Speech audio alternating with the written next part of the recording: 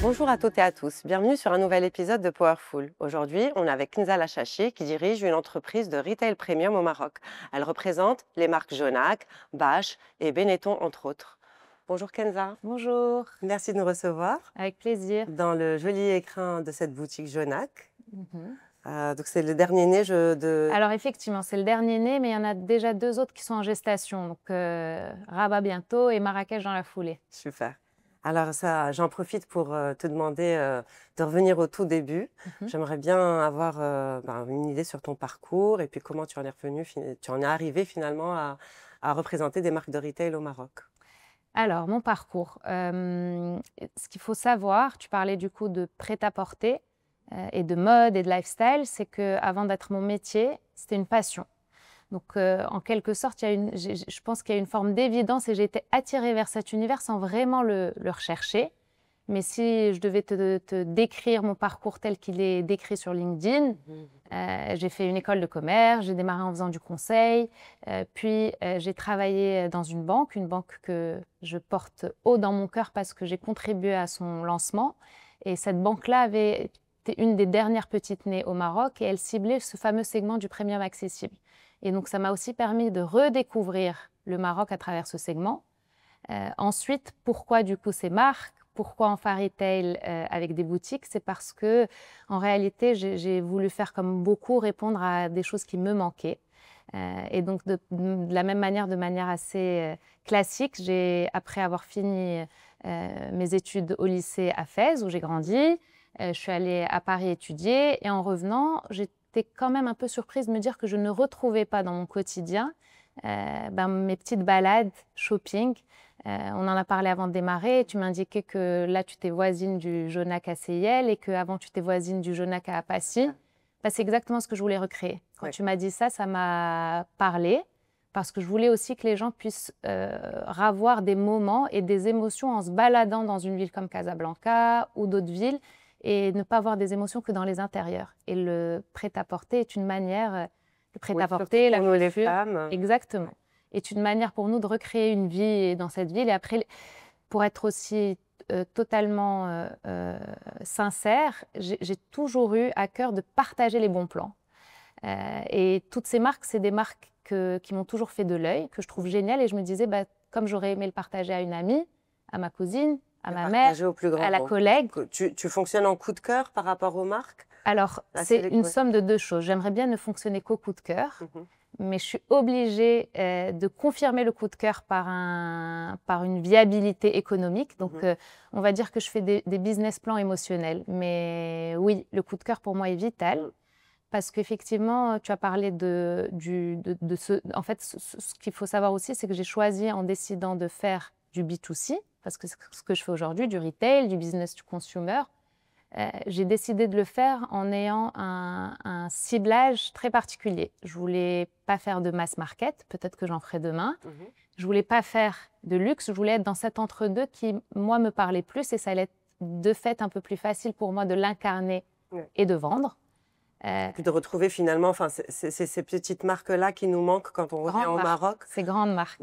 Oui, ce sont des grandes marques en effet, mais dans le sens où ce ne sont pas ce qu'on appelle les grandes marques qu'on connaît d'habitude, qui sont les grandes marques de gros luxe, très chères. C'est du bon produit, c'est de la qualité, mais ça reste accessible à la plupart des bourses. Et oui, c'est vrai que c'est ça qui nous manque au Maroc, finalement, cet entre-deux. Exact. En fait, il y a une réalité qui est notre marché, son pouvoir d'achat.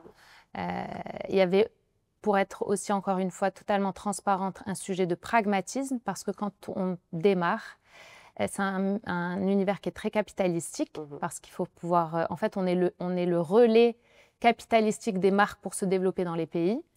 Faire du mass, ça voulait dire des magasins plus grands, des stocks plus nombreux. J'étais pas totalement en mesure de le faire sans parler de la partie process. Oui, et puis aussi tous les invendus, tout le... Exactement, qu'on a, mais qui serait tout été plus large. Donc, pour pouvoir apprendre, déjà, le premium accessible, me parlait un peu plus. Donc, j'allais y mettre du cœur et l'apprentissage allait être plus facile. Et le luxe, on a à peu près les mêmes problématiques, sauf que on a des stocks peut-être moins nombreux, mais avec beaucoup plus de valeur. Donc, étant donné que je devais convaincre des gens d'avancer avec moi, sur du premium accessible, quand les marques, on arrive à obtenir la franchise, on ne va pas nous exiger d'avoir 20 boutiques dans le pays. Oui. On va tolérer qu'on puisse en avoir 4 ou 5 et on va faire ça de manière très conjointe. Et il y a eu aussi un autre facteur très vite qui s'est imposé à moi et qui d'ailleurs traduit toutes mes expériences passées, même quand je faisais du conseil. J'aime bien être dans des univers à taille humaine. Et en fait, pour moi, le taille humaine, c'est pas par manque d'ambition, c'est pas par manque de grandeur ou d'envie de grandeur, mais c'est juste que ça permet d'avoir de la proximité et du sens. Du sens qui est plus facile à préserver. Donc, cette fameuse banque dont je vous parle, c'était aussi son mojo, c'était d'avoir une banque qui puisse offrir un service digne des plus grandes banques, mais en gardant cette taille humaine pour la relation client. Et les marques avec lesquelles je travaille aujourd'hui, c'est un coup de cœur et c'est surtout des coups de cœur personnels. En fait, c'est des rencontres.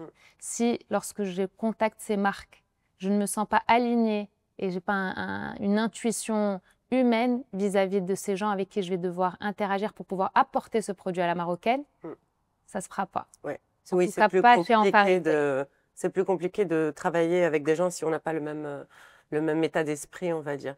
Alors, donc, tu m'as dit que tu fonctionnais beaucoup par coup de cœur, mais tu as commencé par une marque enfant pour aller vers le prêt-à-porter, la chaussure, etc. Comment est-ce que tu construis ce portefeuille, justement, de marque? Alors, c'est souvent la combinaison de deux choses. Le coup de cœur est très important. Il n'est pas exclusif. Ensuite, il y a beaucoup de concours de circonstances. En fait, et c'est, je pense, le cas dans tout ce qu'on entreprend, que ce soit dans notre vie perso ou pro, ça serait se mentir que dire j'ai pris une matrice, j'ai pris la carte du monde, j'ai fait toutes mes analyses que je pourrais faire et j'ai décidé qu'il y avait 20 marques qui étaient les bonnes pour le Maroc et je vais aller contacter ces marques et c'est ces marques qui vont accepter et avec lesquelles on va commencer une histoire. En fait, c'est un coup de cœur, une intuition et des actions. On va les voir, on démarre nos discussions. Parfois, je suis tellement convaincue par la marque que je vais tout faire pour qu'aucune barrière ne m'empêche de vous l'apporter, mesdames, comme Jonac, et on pourra prendre cet exemple. À d'autres moments, j'ai des convictions très fortes, mais qui n'aboutissent pas. Donc, le seul fil conducteur et qui s'est créé vraiment au fil de l'eau, c'est-à-dire que j'avais une intuition, mais cette intuition a été confirmée par les avancées, c'est que ce segment-là, c'était quelque chose que je savais opérer et que mes équipes aujourd'hui savent opérer et c'est quelque chose où on commence à gagner en expertise. Parce qu'en démarrant ce projet entrepreneurial, je n'étais pas entrepreneur, je n'étais pas outillée pour. Je n'avais pas les bons outils, j'avais fait tout ce qu'il y a de plus classique. C'est-à-dire que j'étais plus à l'aise derrière un ordinateur que derrière un comptoir de caisse ou dans le terrain. Mais la conviction que j'avais, c'est que si on y met une énergie, une intention avec cette envie de partage, vraiment cette envie de partage et l'envie de cette obsession client, l'envie juste de faire plaisir, le sens va se construire tout seul. Et effectivement, le segment du premium accessible, parce qu'il a des marques aussi fortes, aide à construire cette histoire. En fait, aujourd'hui, l'histoire d'Enfant Retail démarre par des histoires qui résonnent. Et c'est notre histoire aussi en tant qu'individu. On se construit parce que l'histoire de quelqu'un nous parle et qu'on décide de partager un bout de chemin ensemble.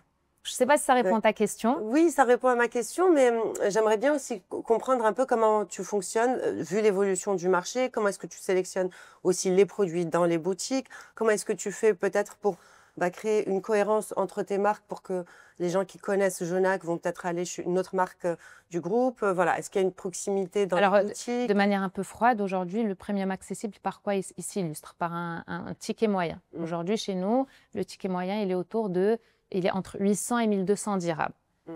Donc ça donne déjà un point d'ancrage sur ce que doit être la valeur du produit qu'on décide de vendre.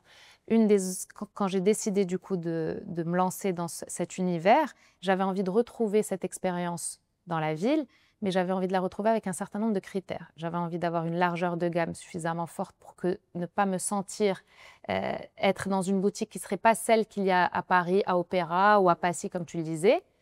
Donc, finalement, dans ce segment du premium accessible, il y a un certain nombre de marques qui sont faciles à taguer comme telles. Ensuite, c'est souvent important pour moi aussi d'être dans des marques qui ont cette partie, on est une boîte familiale. Et j'aime m'associer à des gens qui ont cet ADN familial parce qu'on s'entend mieux. On va valoriser parfois l'humain, la qualité, à la rentabilité ou à la quantité, mais la rentabilité est nécessaire pour ça. Oui. Mais j'aimerais aussi que demain, on puisse se rendre compte que parfois la quête de beauté, de sens, d'humain, de bienveillance, peut être génératrice de rentabilité. C'est une stratégie pour toi? Oui. Je ne l'ai pas encore peut-être totalement formalisée, mais je pense que dans le fond, oui. Et typiquement, si je prends, donc il y a eu d'abord Jacadi, ensuite il y a eu Jonac. Jonac, c'est parti d'un sujet très business. En fait, c'est arrivé en plein Covid où les frais de douane pour tous les produits qui venaient d'Asie avaient beaucoup augmenté. Donc dans le prêt-à-porter, on est très concerné. Et donc très vite, moi qui découvrais ce secteur, j'ai eu une obsession en me disant la prochaine marque, il faut que je puisse avoir le minimum de frais de douane. Donc j'essaie de me dire, il faut que je trouve une marque qui produise en Europe. Parce qu'en Europe, on est exonéré de frais de douane. Sauf que j'ai vite compris qu'en dehors du luxe, ça allait être difficile de trouver une marque. Souvent, aujourd'hui, dans le luxe classique, tout est fabriqué en Asie. Et j'ai rapidement compris en écoutant un podcast et c'était Marcel, donc un des fils et héritiers de Jonac, qui indiquait qu'ils avaient un petit peu moins de problèmes logistiques pendant Covid parce que leurs usines étaient en Espagne et au Portugal. Et là, ça a résonné en moi. Et d'ailleurs, après l'enfant, je ne voulais pas faire la femme, je voulais attaquer l'homme. Parce que d'un point de vue très froid, analytique, j'avais considéré que le segment de l'homme était moins bien servi et que c'était celui qu'il fallait aller attaquer parce qu'il y avait une sorte d'océan bleu. Oui. Mais finalement, jusqu'au jour d'aujourd'hui, à part avec Benetton, qui est un family store, je ne fais pas encore l'homme, mais je compte bien le faire un jour ou l'autre. Je ne sais pas comment, parce que l'énigme n'est pas encore résolue. Et donc, pour revenir sur Jonac, c'est parti aussi d'un postulat où je voulais avoir des choses avec un peu moins de frais de douane. Mais finalement, s'il n'y avait pas eu ce sens, la force de la marque, cette relation humaine, le fit que j'ai pu avoir avec Marcel, sa sœur Lisa, et le côté familial. L'écosystème de la marque, en fait, c'est... Parce qu'en fait, ce qu'on ne sait pas, c'est que cette paire de chaussures que tu portes, que je porte, effectivement, tu parlais d'accessibilité, mais avant qu'elle n'arrive, elle a parcouru un chemin assez fou, même incroyable. Et surtout, pour que cette chaussure puisse être là aujourd'hui au CIL, à Casa, samedi à 10h, il faut qu'entre-temps, on puisse gérer notre relation partenaire. Parce qu'en réalité, c'est un fournisseur pour nous. Et ça, c'est ce que nous, on essaie de maintenir pour qu'il y ait une longévité. Parce que parfois, il peut y avoir un produit qui est parfait pour le marché, mais si en amont, la boîte va mal, qu'ils ont des problèmes avec leurs investisseurs, qu'ils ont des problèmes de rentabilité, ou tout simplement des problèmes avec nous parce qu'on ne fit plus, même si le produit a ses débouchés, il ne sera plus au Maroc. Et donc, notre job, il est très triangulaire. C'est-à-dire on a l'obsession client qui est commune. Il faut qu'on puisse trouver quelqu'un qui a la même quête pour pouvoir s'aligner parce que nos défis sont infinis. Oui, clairement. Le défi, est-ce que c'est quelque chose qui revient beaucoup dans votre travail? S'il y a plusieurs défis en dehors de cela avec les fournisseurs, les boutiques, le stock, c'est quoi les défis principaux de ce métier? Les défis principaux sont, aujourd'hui, on vend quelque chose de tangible. Donc, un de nos sujets, c'est le côté périssable de notre marchandise. Si je dis ça à quelqu'un qui a un marché de légumes, il pensera que je suis une chochotte. Mais disons qu'aujourd'hui, on est quand même dans un univers qui a une saisonnalité et que le retail, aujourd'hui, un peu moins le premium accessible, mais dans l'absolu, est rythmé parce qu'il faut de la nouveauté. Et s'il faut de la nouveauté, ça veut dire que la paire de chaussures qui, au moment où elle part de l'usine et qu'elle arrive, elle a déjà consommé une partie de sa valeur. Oui. Donc, il y a ce sujet qu'on appelle chez nous du leftover, donc du stock restant. Et aujourd'hui, quand on a un petit challenge aussi au Maroc, et c'est un défi très important, c'est cet équilibre entre offrir le maximum à la clientèle, tout en minimisant et en optimisant nos stocks. Oui. Pour un côté responsable aussi, enfin, déjà des économies pour la société, mais aussi pour ne pas avoir... Donc, comment toi, en venant ici, tu puisses trouver suffisamment de choix, tu puisses avoir la pointure dans la paire coup de cœur que tu veux. Dans la couleur. Dans la couleur, dans la déclinaison, et tes besoins sont 100% légitimes. Tout en me permettant à moi, et nous en tant que business, de ne pas avoir un reliquat trop fort qui déséquilibre complètement notre business et qui ne nous permettra peut-être pas la saison suivante d'apporter une paire de chaussures. Et ça, je le sentais. Je ne le comprenais pas avant d'avoir démarré. Quand j'allais me balader, quand je suis revenue donc, au Maroc il y a un peu plus de 10 ans, je me disais, mais c'est bizarre, les magasins sont mal achalandés. Mais en fait, c'est normal.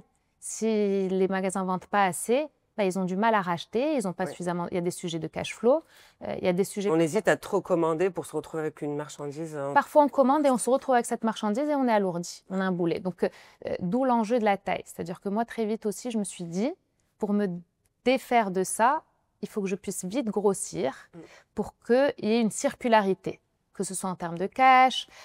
Et la taille n'était pas tant une quête d'ego, on en a tous. Mais la taille, pour moi, allait me permettre de faire deux choses principales. Mieux servir le client et surtout m'entourer de talents. En fait, quand on a une boutique, on va être 3, 4. Quand on commence à avoir un réseau, ça nous permet d'avoir des brands, une CEO, une DAF, et je dis une parce que c'est très féminin chez Enfant Retail et j'en suis très fière. Et s'entourer de talents, ça veut aussi dire, déjà pour moi, c'est beaucoup de plaisir parce qu'aujourd'hui, je prends plaisir à travailler parce que je suis entourée de toutes ces femmes extraordinaires. Et surtout, ça nous permet de mieux servir le client. Donc, la taille est nécessaire. On devient une entreprise et plus seulement une boutique, une boutique isolée. Exact, et avoir plus d'impact et demain peut-être créer une marque locale et un mall. Tu as évoqué les malls, tu disais qu'avec toutes ces marques, et effectivement aujourd'hui on est en train de créer le prémisse du mall dans cette rue où on va avoir 4-5 de nos marques et c'est un rêve que je vis. Oui, c'est ça, c'est ce que je trouvais intéressant, c'est d'avoir son petit écosystème avec toutes ces marques finalement et que la cliente qui va venir ici peut être conseillée d'aller acheter du prêt-à-porter ou passer pour son mari, son enfant et puis avoir cette espèce de rue commerçante comme on a beaucoup en Europe, comme avait la rue de Passy à Paris ou la rue du Commerce, où voilà, dans son quartier, on va retrouver toutes ces petites marques préférées qu'on peut retrouver tous les week-ends assez facilement. Alors effectivement, une de mes frustrations, c'était d'avoir parfois des bonnes expériences, mais de les avoir de manière isolée. Et en fait, l'expérience du shopping dans sa globalité, c'est, et je le dis souvent aux équipes, parfois, les gens rentrent chez nous, sont tendus, mais parce que ce qu'ils ont vécu juste avant, peut-être juste en se garant, les a mis dans une mauvaise prédisposition. Donc, j'aimerais, et franchement, c'est un de mes rêves aussi, c'est qu'on ait un écosystème qui s'auto-nourrisse. C'est-à-dire que moi, ce n'est pas parce que j'ai grandi à Fès et que j'allais parfois à la Médina que j'ai cette conviction qu'il faut qu'on ait des étals. Moi, j'aimerais avoir mon concurrent collé à moi, à côté de Jacques, avoir Petit Bateau, parce qu'on se nourrit.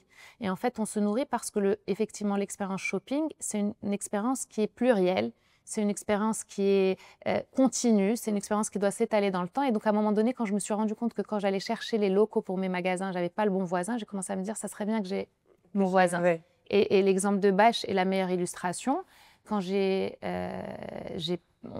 à travers une autre filière du groupe, on a acheté les locaux où aujourd'hui j'ai mon local pour Genac.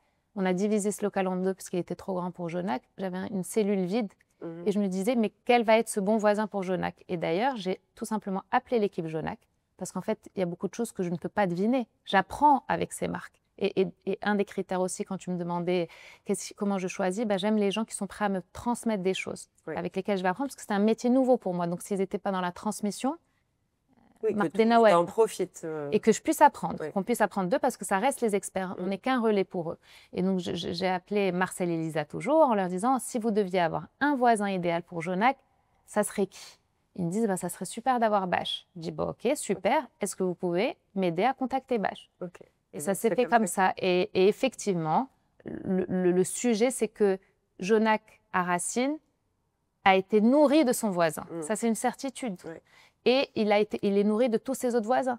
On a Tiara Palouin, que tu connais, qui est arrivé il n'y a pas longtemps. On a To Concept Store, on a Le Bon Chocolatier. Et mon rêve, c'est qu'on ait des rues qui ressemblent à la rue où on a Genac à Racine, avec cette vie de quartier, qu'on puisse abandonner un peu sa voiture et qu'on puisse marcher un peu plus que 10 minutes et qu'on ait un courant dans la boutique pour ensuite retourner. Oui, flâner, se balader, faire du shopping à proprement parler. Et créer des souvenirs.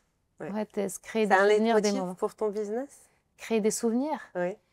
Ça pourrait l'être. Je suis une grande nostalgique. Donc, tout ça est parti d'une nostalgie. J'ai entendu la musique tout à l'heure. Tu as entendu la musique tout à l'heure. Donc, tout ça est né de l'envie de revivre des émotions avant tout. Et je pense que les émotions sont vecteurs de beaucoup, beaucoup, beaucoup de choses. De valeurs, de liens. On cherche tous du lien. Et en fait, un magasin, ce qui est assez marrant, c'est que très sincèrement, quand je faisais mes études et que j'ai démarré ma carrière professionnelle. Donc, j'ai fait le choix des indécis. C'est parce que je ne voulais pas choisir que j'ai fait une école de commerce, du conseil, et non pas parce que... C'est un joli choix indécis quand même. Beaucoup de gens... Mais soyons certains, c'est un choix d'indécis. Oui. Mais soyons clairs, c'est un choix d'indécis, pardon. Mais quand je me suis retrouvée à vendre des habits à Jacadi, parce que j'ai passé presque toute ma première année dans la boutique, je me suis dit, mais en fait, c'est fait pour moi.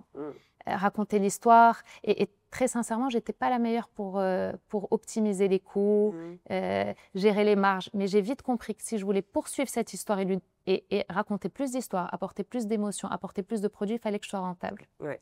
Oui, la rentabilité, finalement, c'est ce qui va permettre de continuer l'histoire, le rêve, l'aventure. Exactement, et de faire plus de choses. Ouais. C'est-à-dire que une des choses que j'ai à cœur, ça serait peut-être demain. Aujourd'hui, on a acquis une forme d'expertise dans notre manière de distribuer, dans notre manière d'importer, dans notre manière de communiquer, dans notre manière de cibler le client, dans notre manière de raconter des histoires en les adaptant localement. J'aimerais bien pouvoir transmettre ça et peut-être incuber demain des nouvelles marques. C'est-à-dire que malgré tout, quand on a des franchises, on a une petite frustration. On pense souvent que c'est très peu créatif, parce qu'en réalité, on est censé être les bons élèves, appliquer ce qu'on nous transmet. Mais je pense que la créativité peut exister dans une petite faille. Oui. Et en réalité, on a une forme de créativité avec nos marques parce que, surtout quand on établit la bonne relation à eux, qu'ensuite ils sont en confiance et qu'ils nous laissent nous exprimer, parce qu'il faut l'adapter localement.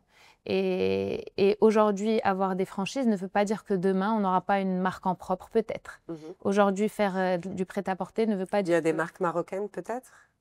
Inch'Allah. Oui. Franchement, c'est tout ce que je nous souhaite à tous, parce que dans cette fameuse rue ou dans ce fameux futur centre commercial où on prendra plaisir à se balader, j'espère sincèrement qu'on aura autant de marques locales que de marques étrangères et qu'elles se nourriront. Oui. Et pour revenir au sujet qui nous, parce que tu parlais des défis avec ces fameux frais de douane, et je n'ai même pas envie d'en parler parce que ça nous fera passer un mauvais week-end, mais j'adorerais me dire que soyons fous, dans 5 ans, je ne veux pas dire dans 15 ou 20 ans, nos marques locales seront tellement fortes qu'on n'aura plus de frais de douane. Qu'on n'aura plus besoin d'importer, du coup. Non, on pourra importer, oui. Mais nos marques seront tellement fortes qu'on n'aura pas besoin de barrière à l'entrée. Oui. Parce qu'en fait, les frais de douane traduisent quoi? Une forme de faiblesse de notre local. Oui, c'est pour protéger. Et certain, c'est qu'il faut à un moment donné protéger le local pour qu'il puisse s'épanouir. Et une fois qu'il est suffisamment fort, ouvrir les tuyaux. Mais demain, j'aimerais qu'on ait une marque équivalente à Jonac, meilleure que Jonac, parce qu'on a ces fameuses émotions et ce supplément d'âme. Qui est mieux que les Marocains pour faire vivre des émotions, oui. Franchement. Et ce n'est pas ceux qui ont suivi la Coupe du Monde qui diront le contraire. C'est sûr. Et on est parti là-dedans et je nous souhaite d'assumer plus nos émotions et ce qu'on est et de comprendre aussi qu'aujourd'hui, quand nous, on représente ces marques, on veut juste créer un écosystème qui aide les marques locales aussi à avoir le bon voisin, à apprendre la manière d'opérer parce que malgré tout, le retail à l'étranger a une petite longueur d'avance sur nous. Oui. Et ce n'est pas parce qu'ils sont en avance qu'on n'est pas capable de les rattraper et de les dépasser. C'est très inspirant. Voilà, c'est gentil, mais je le pense du plus profond de mon cœur. Et toujours dans ce sens, qu'est-ce que tu pourrais conseiller à quelqu'un ou à une jeune femme qui voudrait se lancer justement dans le retail, dans cet univers du prêt-à-porter, de la chaussure? Conseiller, c'est un grand mot. Déjà, elle peut m'appeler à tout moment ou il peut m'appeler à tout moment. Ce qui m'a beaucoup aidée, moi, ça a toujours été de demander de l'aide. Et en réalité, il faut y aller même quand c'est imparfait. Parce qu'aujourd'hui, c'est facile pour moi, après plusieurs marques, d'être dans cette boutique magnifique, qui est toute fraîche. Mais on aurait fait le même échange il y a quelques années. La clim ne marchait pas, la lumière n'était pas OK. Je ne savais même pas comment gérer une clim. Et je pense honnêtement que si on a une conviction, il faut essayer de la tenir avec clarté et la défendre, parce que tout se défend.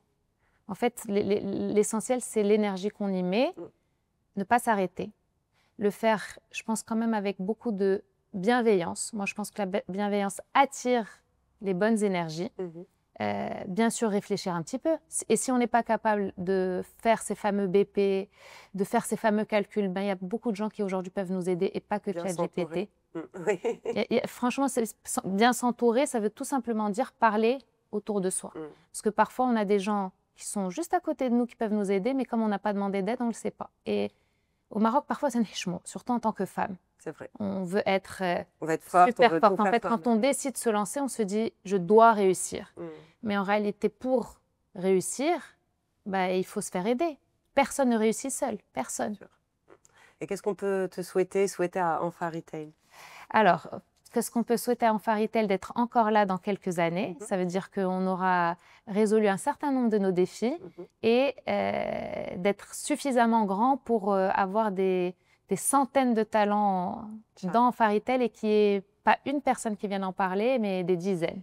Super, Inch'Allah. Merci beaucoup, Kenza. Merci à toi. Merci pour nous avoir reçus. Merci pour tes conseils. Avec grand plaisir, marhaba. Et je peux dire qu'on est ouvert 7 jours sur 7, de 10h à 20h. Oui. En tout cas, la nouvelle boutique du CL est vraiment très agréable et faut venir visiter, vraiment. C'est gentil, je rigole. Merci. Merci à toi. Merci à vous tous de nous avoir écoutés et à très bientôt sur un nouvel épisode de Powerful.